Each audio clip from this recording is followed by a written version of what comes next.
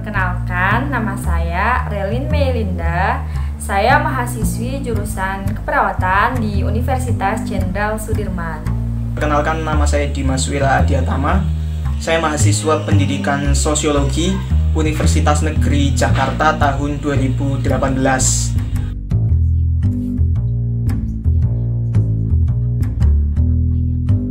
Dari Fakultas Kedokteran. Perkenalkan, nama saya Muhammad Irsyad Subari. Saya mahasiswa Fakultas Hukum Universitas Diponegoro angkatan tahun 2019.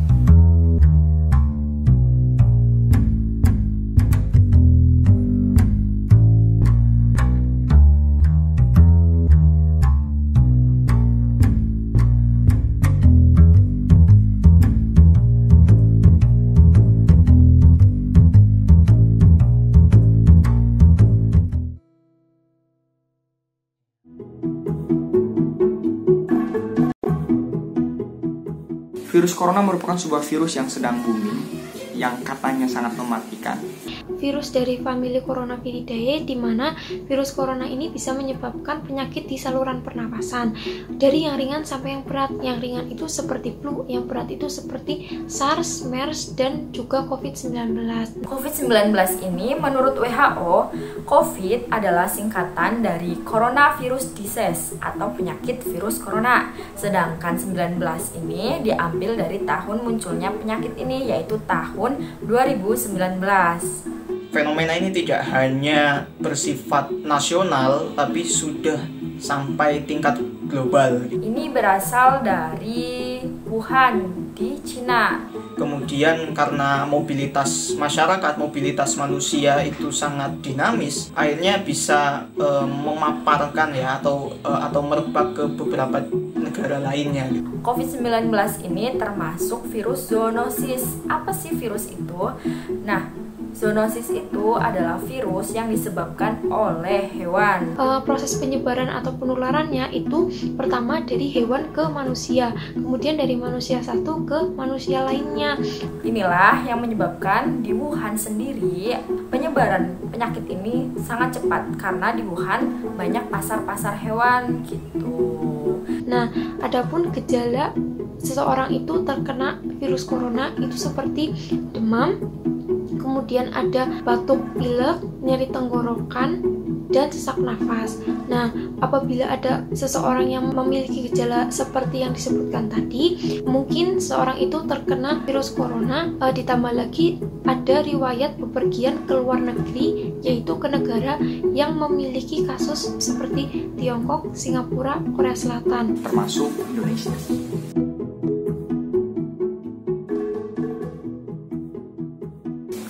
Dampak yang saya lihat dan saya rasakan akibat munculnya virus ini, yaitu secara ekstrim mengganggu rutinitas masyarakat dunia, terutama di negara-negara yang sudah terjangkit virus ini, termasuk Indonesia. Karena masyarakat dunia secara tiba-tiba dikejutkan dengan munculnya virus baru yang katanya sangat mematikan, yang sudah memakan ribuan korban jiwa, gitu loh.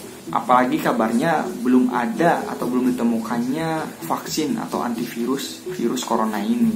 Ya jelaslah ini membuat warga dunia panik, cemas, takut, waspada dengan munculnya virus corona ini, sehingga mengganggu rutinitas masyarakat di segala aspek.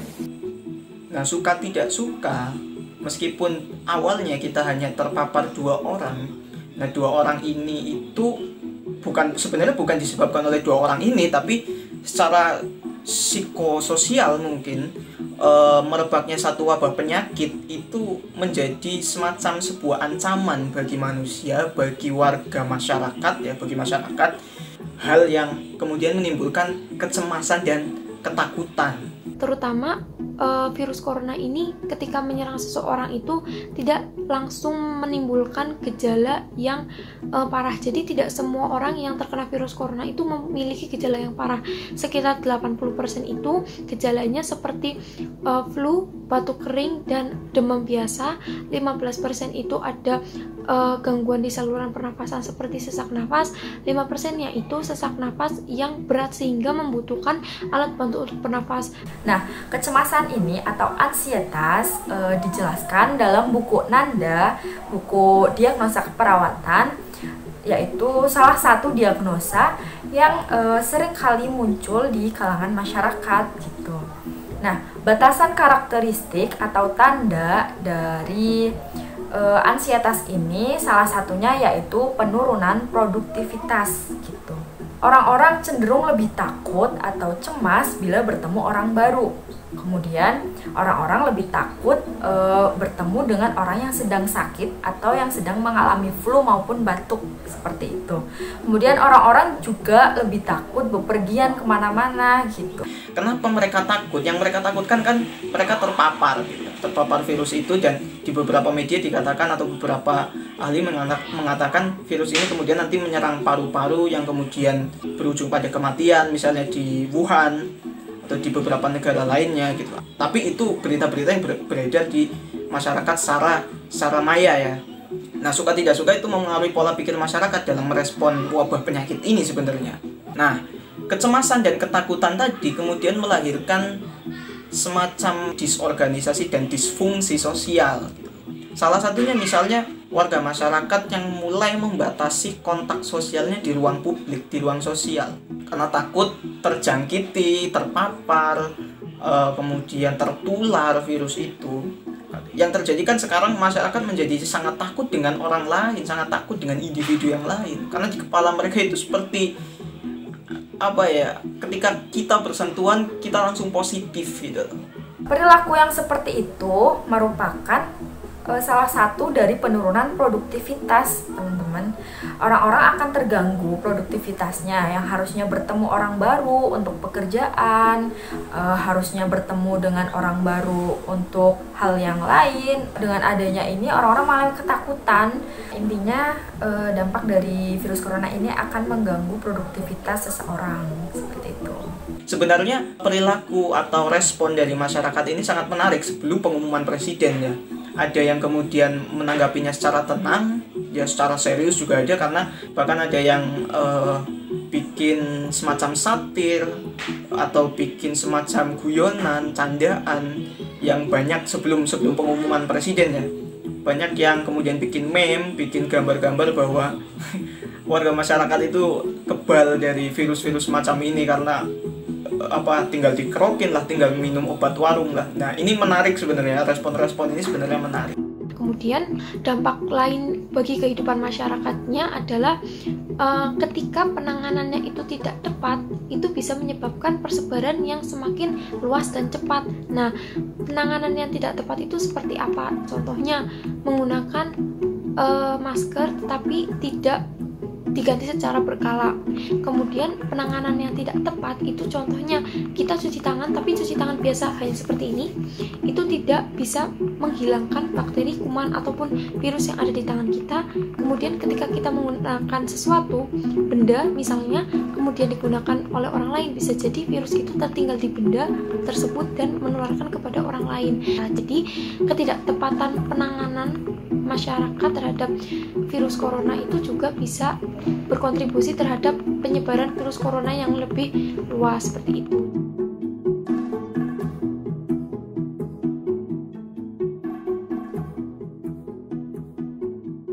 Menurut saya, pemerintah itu sudah sangat baik dalam menangani atau membuat kebijakan terhadap wabah virus corona yang terjadi di Indonesia. Pemerintah itu memiliki target untuk menghentikan persebaran virus corona dan juga untuk menyembuhkan pasien virus corona. Adapun beberapa kebijakan yang menurut saya itu cukup efektif dan cukup baik, itu yang pertama, memberikan pengobatan gratis sampai sembuh kepada pasien virus corona.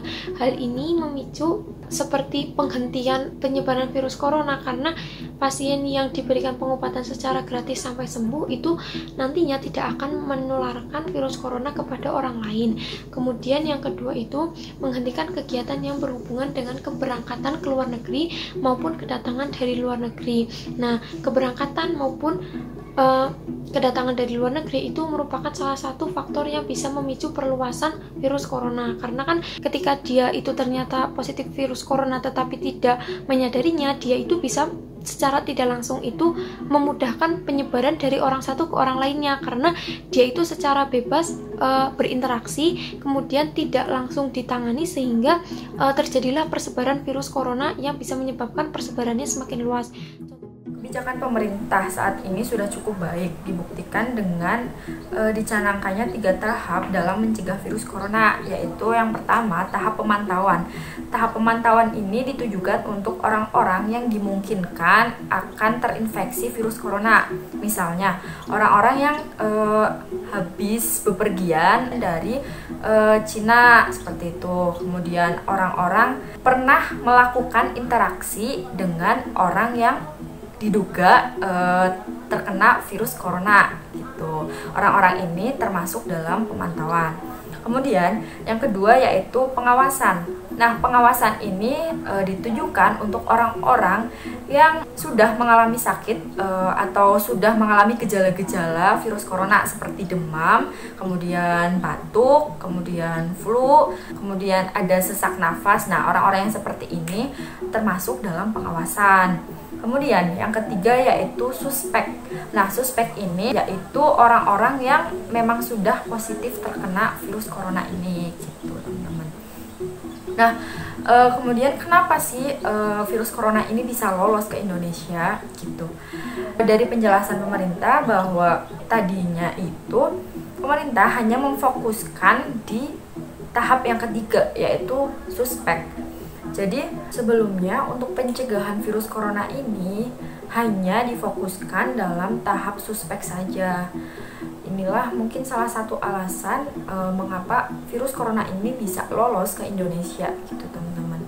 Saya kira sudah cukup baik bagi pemerintah untuk melakukan observasi yang sangat serius untuk warga negara di Wuhan pada saat itu yang ratusan kemudian dibawa ke Natuna, kemudian sekarang sudah mulai mengkarantina juga, mengisolasi warga negara yang dari beberapa kapal pesiar dibawa ke salah satu pulau di Kepulauan Riau tadi.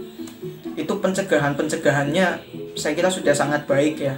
Kemudian menempatkan beberapa alat-alat di bandara, kemudian di transportasi publik, kemudian ada pembagian masker gratis, misalnya hand sanitizer yang kemudian dipasang di moda transportasi. Itu sangat baik juga, saya kira sudah cukup baik. Namun ada salah satu hal yang mungkin sekarang pemerintah belum cukup maksimal untuk melakukannya, yaitu adalah soal akses informasi, sosialisasi, dan edukasi. Itu yang sangat penting, karena informasi-informasi yang kemudian dikonsumsi masyarakat nantinya dimanifestasikan masyarakat dalam bentuk perilaku dan sikapnya terhadap wabah penyakit ini, yang melahirkan tadi diskriminasi secara simbolik yang mungkin punya potensi naik level ke diskriminasi yang bersifat fisik.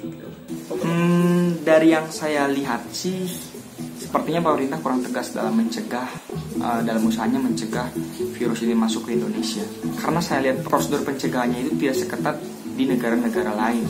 Bahkan masuknya virus corona ini sudah diprediksi dari jauh hari akan masuk, atau virus ini bakal masuk ke Indonesia. Karena melihat prosedur yang diterapkan di Indonesia ini bisa dikatakan kurang baik.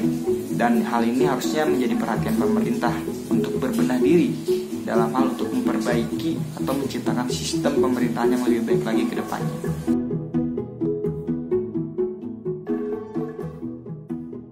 Mari kita bahas apa saja kebijakan yang bisa diberikan pemerintah Indonesia dalam menangani virus corona. Yang paling penting adalah bagaimana masyarakat itu tahu bagaimana menanggulangi virus corona. Jadi mungkin pemerintah itu bisa memberikan pengetahuan bagaimana cara menanggulanginya. Pemerintah perlu punya satu sistem informasi yang terintegrasi dalam hal corona ini sehingga tidak simpang siur gitu loh. yang disebut tertular dengan tidak tertular misalnya. Bagaimana pencegahan, apa yang harus dilakukan masyarakat, itu harus satu pintu akses informasinya. Jangan kemudian dari pejabat ini, pejabat itu, pejabat ini semuanya ngomong dan semuanya beda-beda gitu. Dari Pemda dengan pusat juga perlu ada integrasi informasi, tidak hanya integrasi dalam level kebijakan praksis, tapi juga informasi. Nah, informasi ini yang perlu validitasnya itu harus dijaga, sehingga dia harus satu pintu. Berikutnya adalah sosialisasi dan edukasi kepada masyarakat. Nah, konten apa yang disosialisasikan adalah apa sih corona itu, kan gitu. Perlu nggak sih saya pakai masker misalnya? Apa sih yang harus saya lakukan supaya tidak tertular? Yang kemudian dikampanyekan presiden misalnya soal cuci tangan, imunitas, ya makan makanan bergizi, jaga kesehatan. Nah, hal-hal semacam ini yang perlu dimasifkan sehingga masyarakat tidak jadi cemas, takut, panik, dan kemudian nanti merambah pada tindakan-tindakan yang tidak kita inginkan.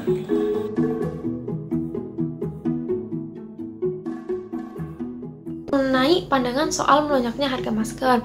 Harga masker yang melonjak itu bisa disebabkan oleh beberapa faktor, seperti contohnya ada seorang membeli masker dalam jumlah yang berlebih padahal dia itu tidak terlalu membutuhkan karena dia itu dalam keadaan sehat. Jadi masker yang ada di pasaran itu jumlahnya menipis ataupun bisa disebut langka sehingga harganya melonjak, padahal dalam keadaan seperti ini masker itu sangat dibutuhkan. Dua kata untuk kasus ini, kurang ajar. Ada oknum manusia yang tidak manusiawi, yang memanfaatkan sebuah musibah untuk menguntungkan dirinya sendiri. Ketika banyak orang sedang ketakutan, merasa panik, waspada, kemudian mendapatkan informasi yang kurang jelas, maksudnya kurang valid mengenai penggunaan masker dalam mencegah tersebarnya virus corona ini, dan hal ini dimanfaatkan oleh oknum-oknum manusia yang tidak manusiawi itu. Adalah salah satu fenomena bawaan efek domino juga dari wabah penyakit yang kemudian sekarang akhir-akhir ini viral, yaitu masker, dimana masker sekarang jadi langka, barang yang langka, sekalipun ada harganya meroket dan tinggi sekali. Apotek-apotek diserbu oleh masyarakat untuk mencari masker atau peralatan-peralatan lainnya gitu. Saya contohkan di Purwokerto sendiri ya teman-teman, di Purwokerto sendiri kemarin sudah ada hotline news bahwa harga masker sekarang itu yang biasa mencapai 225.000 dan untuk tipe masker yang N95 itu mencapai 600.000. Wow, dari harga biasanya yang hanya 1.000 untuk satu maskernya sekarang sudah melejit seperti itu. Saya tidak habis pikir sih.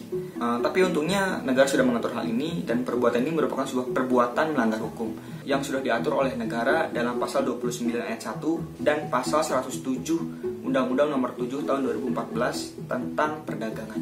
Serta diatur juga dalam pasal 5 ayat 1 dan 48 ayat 2 Undang-Undang Nomor 5 Tahun 1999 tentang larangan monopoli dan usaha tidak sehat.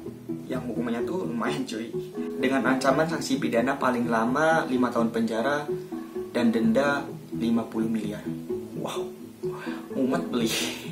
Dan alhamdulillah pihak berwajib sudah menangkap beberapa oknum manusia yang tidak manusiawi ini dan akan segera dikenai sanksi sesuai dengan undang-undang. Nah, mungkin ini salah satu bentuk kecemasan yang sudah saya jelaskan tadi, bentuk kecemasan dari masyarakat dalam menanggapi virus corona ini gitu. Inilah efek domino terkait masker tadi ya. Sebenarnya kenapa masyarakat kemudian menyerbu, kemudian menimbun dalam tanda kutip, memborong masker-masker itu, kita tidak bisa pure salahkan masyarakat yang membelinya secara masif, secara besar-besaran, secara besar kuantitasnya. Karena apa yang mereka lakukan itu dalam teorinya adalah tindakan yang rasional, instrumental gitu. Tindakan yang seharusnya masyarakat lakukan ketika menghadapi satu wabah penyakit yang dimana salah satu informasinya adalah penggunaan masker gitu loh. Kenapa masyarakat bisa memborong masker-masker itu? Tentu ada satu titik di mana informasi masuk ke kepala masyarakat bahwa salah satu cara untuk mencegahnya adalah penggunaan masker. Makanya tadi akses informasi menjadi penting. Sebenarnya kapan sih kita menggunakan masker itu? WHO sudah menjelaskan bahwa untuk orang yang sehat, gunakan masker hanya kita berinteraksi dengan orang-orang yang diduga mengalami virus corona gitu. Misalkan nih seorang perawat gitu, dia kan langsung berinteraksi dengan orang-orang yang sakit dan diduga mengalami virus corona ini. Jadi dia harus pakai masker. Kemudian yang kedua yaitu gunakan masker hanya saat kalian mengalami batuk atau flu seperti itu. Nah, maka dari itu akan lebih bijak jika seseorang yang sehat itu tidak menggunakan masker secara berlebihan, karena sebenarnya pencegahan virus corona itu tidak selalu menggunakan masker ya. Jadi virus corona itu sebenarnya tidak bisa dicegah hanya menggunakan masker saja. Maka dari itu bijak-bijaklah membeli masker, bijak-bijaklah menggunakan masker. Ingatlah bahwa ada beberapa orang yang lebih membutuhkan seperti orang sakit dan tenaga medis seperti itu.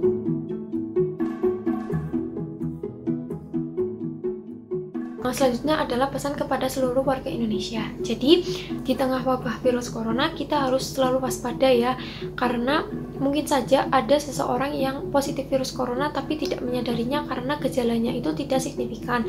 Nah, maka dari itu kita harus meningkatkan kewaspadaan, tetapi waspada yang kita miliki itu tidak boleh ekstrim atau terlalu berlebihan. Nah, kewaspadaan yang mungkin bisa dilakukan itu salah satu contohnya adalah menjaga kebersihan lingkungan, karena ketika lingkungan bersih itu bisa menghindarkan kita dari kontak terhadap virus corona. Contoh terlebih khususnya kita harus menjaga kebersihan tangan. Kenapa tangan? Karena sebagian besar aktivitas kita itu menggunakan tangan. Tuh, jadi kita harus rajin-rajin membersihkan tangan sesuai dengan apa yang dicanangkan oleh WHO, yaitu 7 langkah dalam mencuci tangan. Ketika cuci tangan biasa menggunakan sabun seperti ini, mungkin tidak semua bagian tangan kita itu terhindar dari virus. Jadi virusnya itu larut dalam sabun itu hanya sebagian, tidak semuanya. Maka dari itu cuci tangan yang dianjurkan itu adalah cuci tangan WHO. Jadi cuci tangan seperti ini. Nah, mungkin nanti teman-teman bisa lihat jelasnya di YouTube itu seperti apa. Nah, cuci tangan WHO ini memungkinkan semua bagian tangan kita itu bersih dari bakteri, virus maupun kuman. Setelah itu adalah mengurangi ataupun menghindari rokok, karena ketika seseorang merokok itu bisa menyebabkan infeksi saluran pernapasan. Nah, ketika ada wabah virus itu mungkin tingkat keparahan infeksi seseorang yang merokok itu akan lebih tinggi daripada orang yang tidak merokok, seperti itu. Kemudian, nah yang kedua ini selalu gunakan masker. Kalau misalkan sekarang kita susah nih cari masker, kita bisa meminimalisirnya lagi dengan cara seperti ini. Kalau kalian sedang batuk atau sedang mengalami flu, kalian tutup menggunakan siku kalian seperti ini. Gunakan siku kalian untuk menutupnya. Jangan menggunakan telapak tangan kalian untuk menutup. Tidak boleh. Karena virus-virus akan bertebaran di telapak tangan kita, teman-teman. Kemudian makan makanan yang cukup gizi atau gizinya seimbang sehingga imunitas ataupun daya tahan tubuh kita itu tetap stabil, sehingga kita itu tidak mudah tertular ataupun tidak mudah sakit. Nah, ketika ada seseorang yang mungkin memiliki gejala seperti batuk, pilek, demam ataupun gejala yang merujuk pada virus corona, itu segera dibawa ke dokter ataupun ke rumah sakit terdekat untuk mengecek apakah orang tersebut positif ataupun negatif virus corona. Kenapa? Karena ketika orang tersebut positif, pasti orang tersebut itu membutuhkan karantina ataupun isolasi selama 14 hari. Hal ini adalah tujuannya untuk mencegah penyebaran virus corona.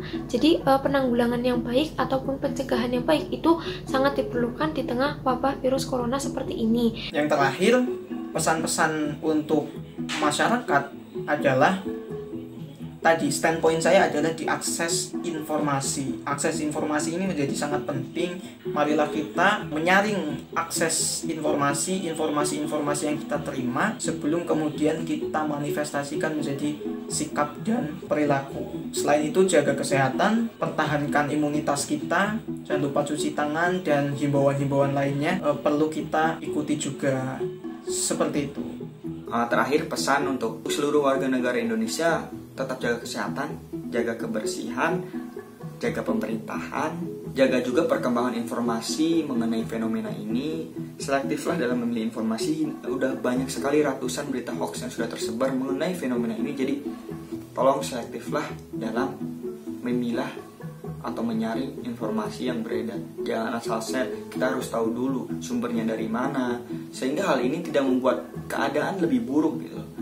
Karena kebanyakan kan berita hoax, berita disinformasi itu lebih banyak merugikan atau berdampak hal buruk bagi masyarakat secara umum. Dan yang terpenting adalah tetap jaga persatuan dan kesatuan negeri ini. Terima kasih, mungkin cukup sekian yang bisa saya sampaikan berdasarkan apa yang saya pelajari di Fakultas Kedokteran. Semoga bermanfaat. Apabila banyak kata maupun hal yang kurang berkenan, mohon maaf. Dan kita selalu dijaga oleh Tuhan Yang Maha Esa untuk selalu diberikan kesehatan dan kelancaran dalam hidup ini. Be healthy.